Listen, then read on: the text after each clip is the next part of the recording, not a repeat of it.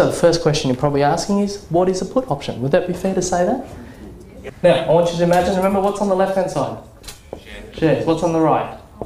Options. Okay. Now, if you purchase some shares, if you had purchased some shares for $10, what's the most you can lose on those shares? $10. Your maximum risk is $10. In other words, those shares can drop from $10 to $0. Okay. Does that sound exciting? Sorry? Not very. No, okay. Who in the room drives a car? Who has insurance? Yeah? Would someone like to volunteer some information about their car and their insurance? Just simple, just what the car's worth and what you pay for insurance. Anyone? Every year the car goes down in value and the insurance goes up. Okay, that's not quite the detail I wanted. But anyway, okay, so... $50,000, $800 insurance. Oh, fantastic. What's your name? David. Okay, David just said the car's worth 50 grand. In other words, it's insured for around 50 grand. Let's not get into market value and all that crap, okay? Would you agree that it is insured for 50 grand, yeah?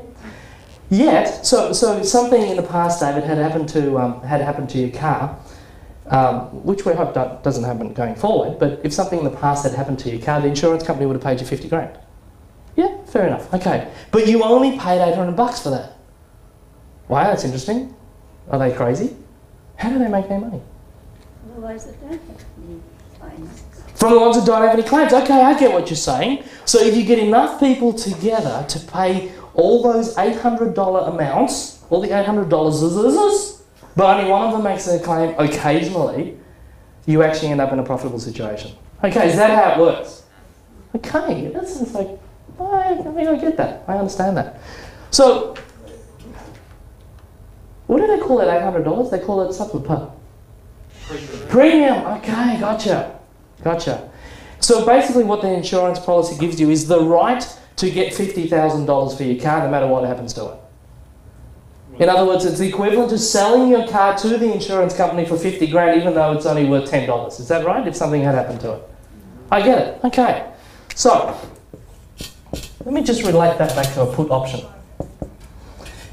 If you purchased a put option, now your insurance policy is a contract between you and the insurance company, isn't it? And it's normally a contract that's valid for about 12 months. Would you agree with that? Yes. So I'm going to show you the equivalent in the share market. I'm going to give you a simple way, then I'm going to complicate it for you. Is that okay? Okay, good. Now, I want you to imagine that this put option is a contract between you and the silly person who sold it to you. Much like the insurance company were crazy enough to take on the responsibility for your car. Same deal. And that contract is valid for 12 months. With me so far? Now, this put option will normally relate to a share. So let's say this share is called XYZ share, then this put option would be an XYZ put option. What's missing in this diagram? How much we paid for it, hey? Yeah? Now you know how David paid $800 but it insured him for $50,000? I'm going to suggest that this put option may be, and it will vary depending on a whole bunch of parameters. So don't hold me to the numbers, I just want to get the concept across to you. Let's say this $10 put option only costs you, say, $1.20. Okay, now this $1.20 is the premium that we pay. Okay? That's the premium that you pay. This $10 here, which is the equivalent of the agreed value, is what we call the exercise price. It'd be good if I could spell exercise. Now, what we're saying here is, we've purchased a put option that is valid for 12 months. In other words, in 12 months' time it will expire. We paid only $1.20 for it, but it actually gives us the privilege, the right, to sell these shares for $10. Can you buy shares in the share market on their own for $10? Yes, you can. Yes, you can. You've got to pay the broker. Yes, you can. Okay. Right. Yes, there are brokerage fees involved. You're right, but I'm not saying that now. Okay. Can you buy a put option on its own in the options market? Probably not. Yes, you can.